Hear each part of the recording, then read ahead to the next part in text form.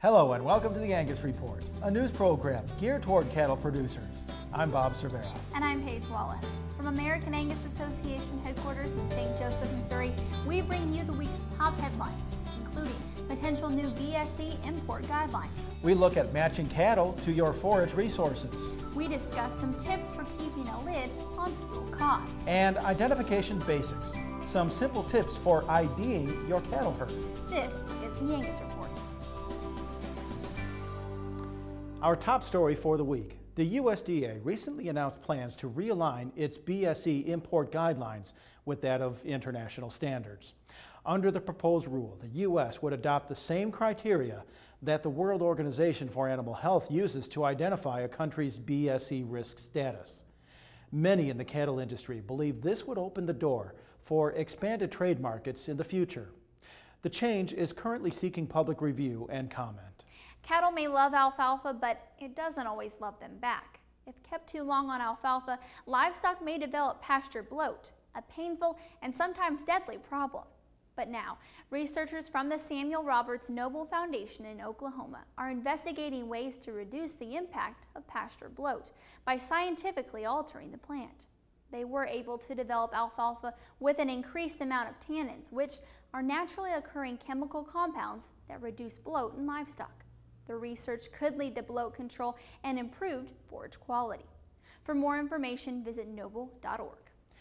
Turning cattle out on pasture requires a little pre-planning. University of Nebraska animal scientist Terry Kloffenstein talks about getting the most out of grazing season and how to match cattle to your forage resources. Well, by being able to graze the cool season grass in April, May into June, and then go to warm season grass in June and July when it's good quality and making a lot of growth. Putting those together gives you probably an extra month of really good quality grass. Increasing gas prices are emptying everyone's wallets these days, including farmers and ranchers. Costs are up at least 50 cents per gallon in some areas. A University of Wisconsin extension educator says there are ways to save fuel on the farm and avoid market fluctuations. As crude oil prices are going up, this is driving up diesel fuel prices that is used for food production.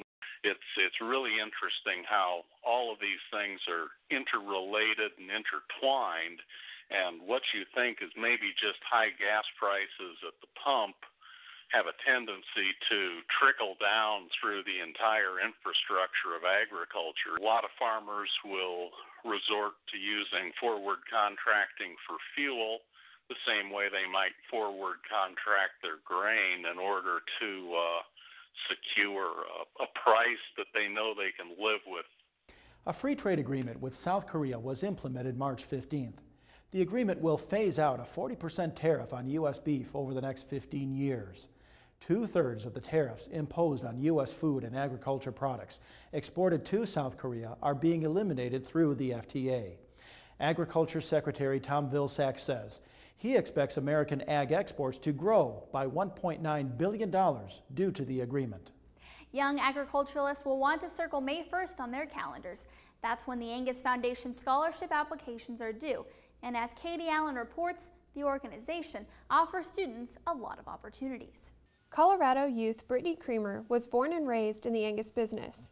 A third-generation Angus breeder, she served as chairman of the National Junior Angus Association Board of Directors and is now working toward a Master's of Agriculture degree from Oklahoma State University.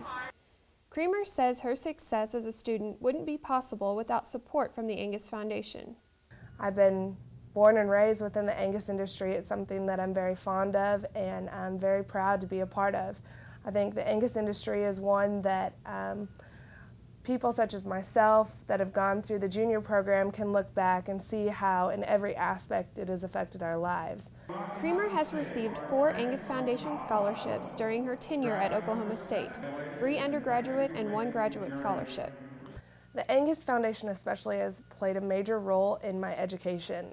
I wouldn't be able to have done the things that I have done within my education and gone the places I've gone without the support of the Angus Foundation. Being chairman of the junior board, I know that we couldn't do the things that we do without the Angus Foundation. And it's not just within the junior board. All juniors, the opportunities that they're given are mainly because of the Angus Foundation. The Angus Foundation is about making dreams a reality, and that's what the funds have allowed me to do. Visit angusfoundation.org to access scholarship applications or to contribute to the organization's youth, education, and research programs. The 2012 Angus Foundation Scholarship deadline is May 1st. For the Angus Report, I'm Katie Allen. Our March 5th edition included a graphic that incorrectly stated the United Nations Food and Agriculture had reversed its report on livestock's contribution to global greenhouse gas emissions. Now, while our story was accurate, the graphic was not. Thanks to Dr. Mittlerner, the United Nations FAO admitted this winter to faulty research in comparing livestock greenhouse gas emissions to transportation. We apologize for the error. When the Angus Report returns, how comfortable cattle are more profitable cattle. Plus, we take a look at some identification basics with the association's Don Laughlin. We'll return in just a moment.